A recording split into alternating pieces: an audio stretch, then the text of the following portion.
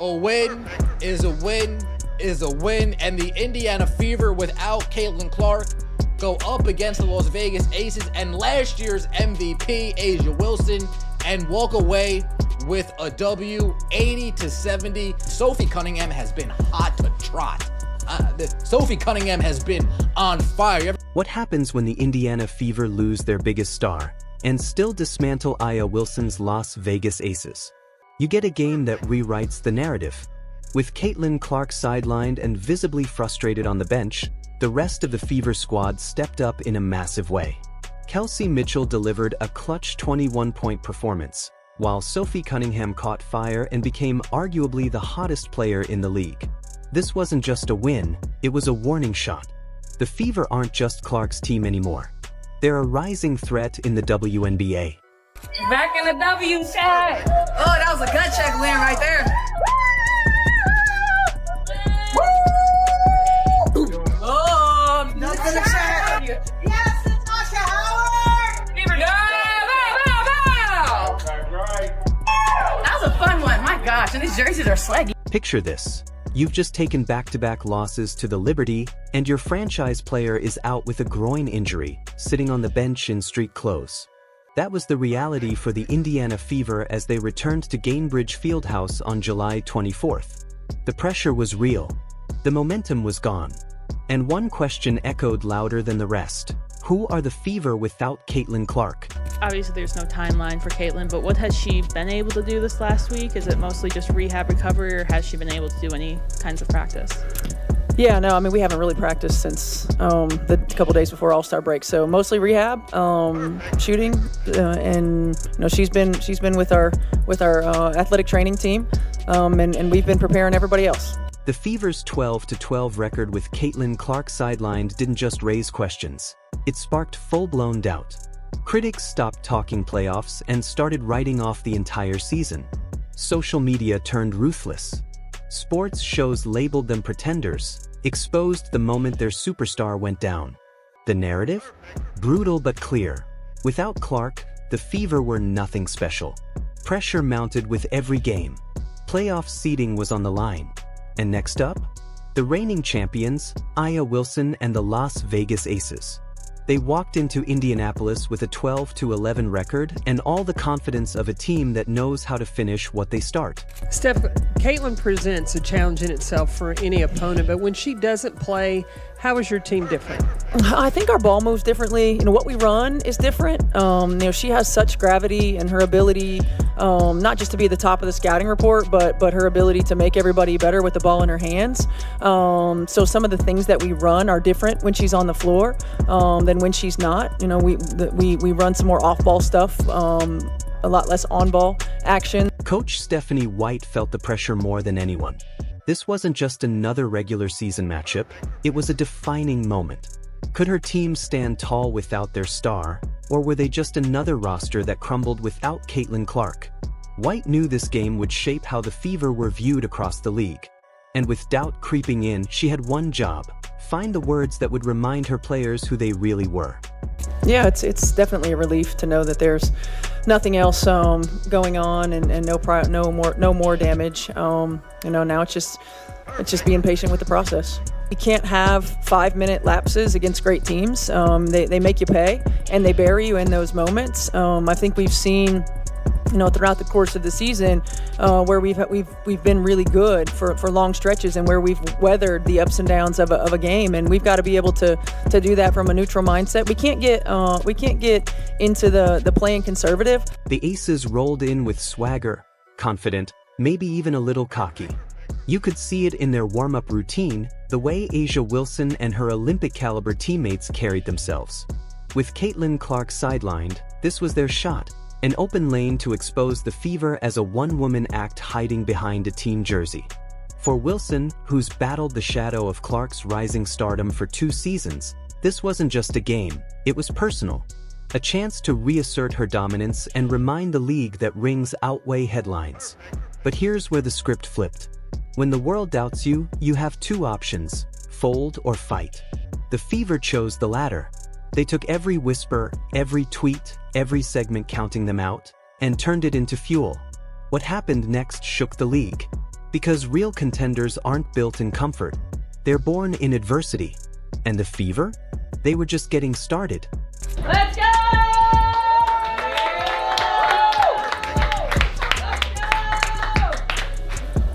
Okay, we answered runs today, y'all. We had one another's back today, y'all. In the moments where it seemed like they could have made a little bit of a comeback, we stopped that. Yeah, we sure did. Now we have to be able to continue to stack that, maintain that consistency right there. I'm so proud of you guys. So proud of you guys. That was a hard-fought win. You earned it. We got on 3, 1, 2, 3 together. When a team needs a hero, it's not always the loudest voice that steps up, it's the one with something to prove.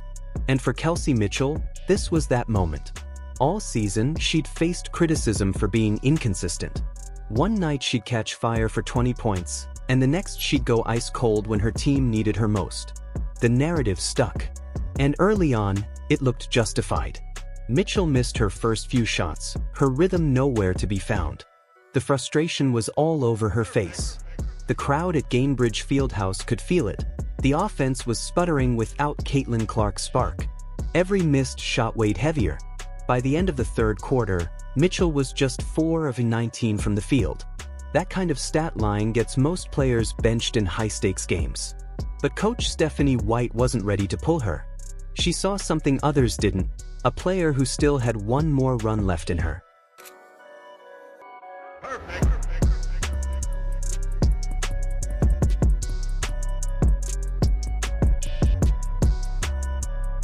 Coach White pulled Kelsey Mitchell aside during a crucial timeout and gave her a message that cut through all the noise. Let it fly. It's going to go. That moment changed everything. Those simple words gave Mitchell exactly the green light she needed. White also reminded her to stay balanced on her drives. Focus on control, not just speed, to make smarter reads at the rim. From that point on, something shifted. Mitchell's teammates stepped up in subtle but powerful ways. They set harder screens.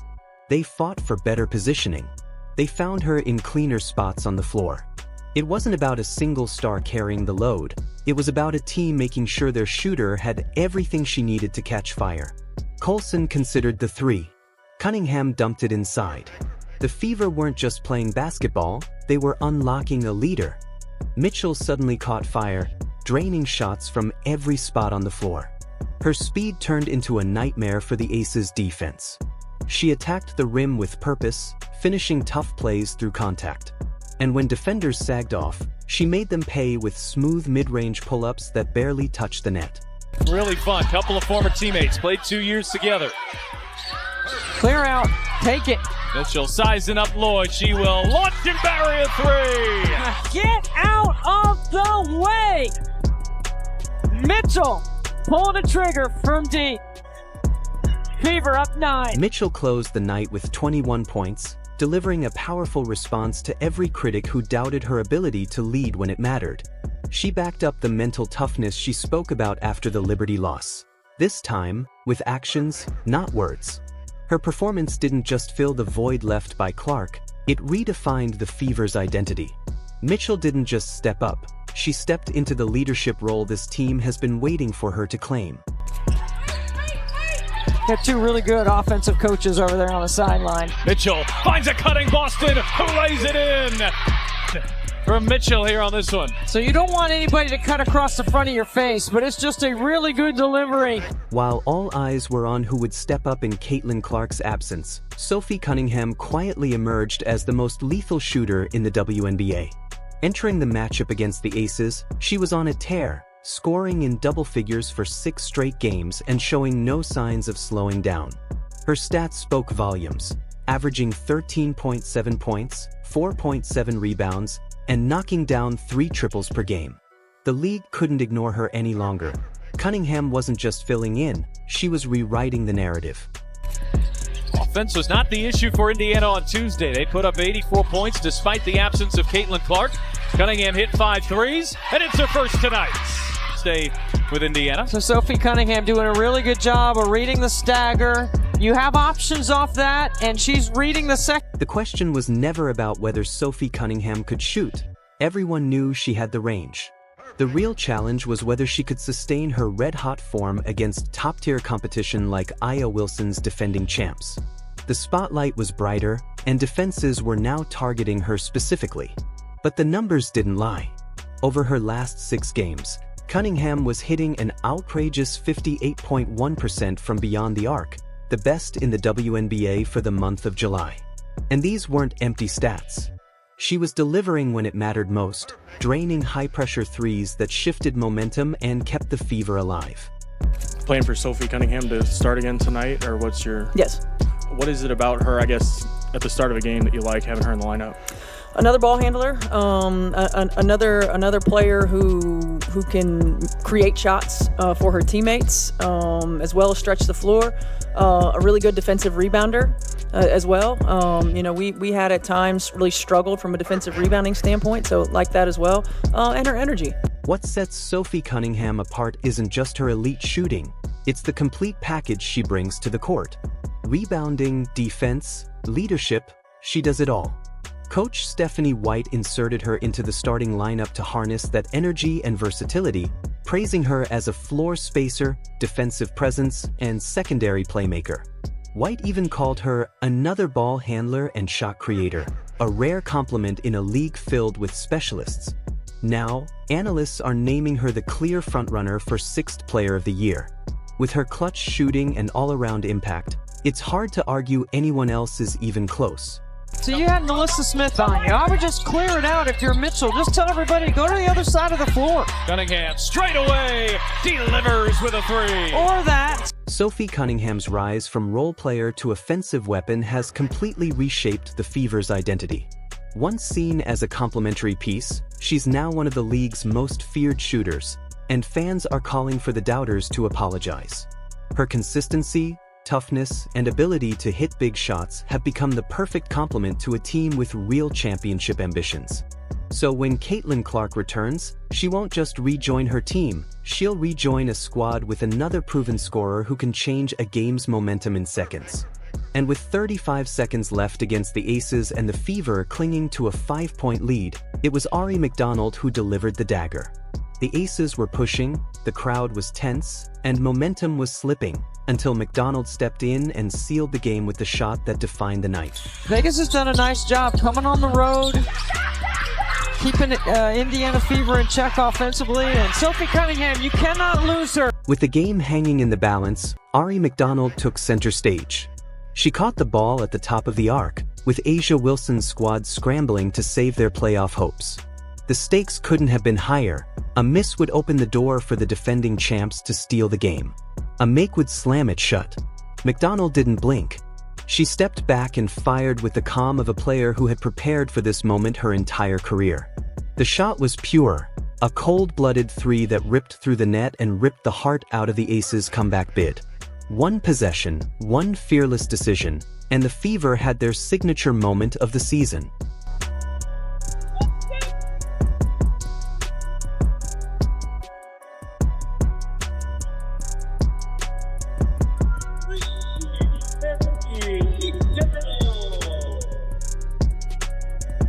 The crowd inside Gainbridge Fieldhouse erupted. They knew they had just witnessed a game-changing moment.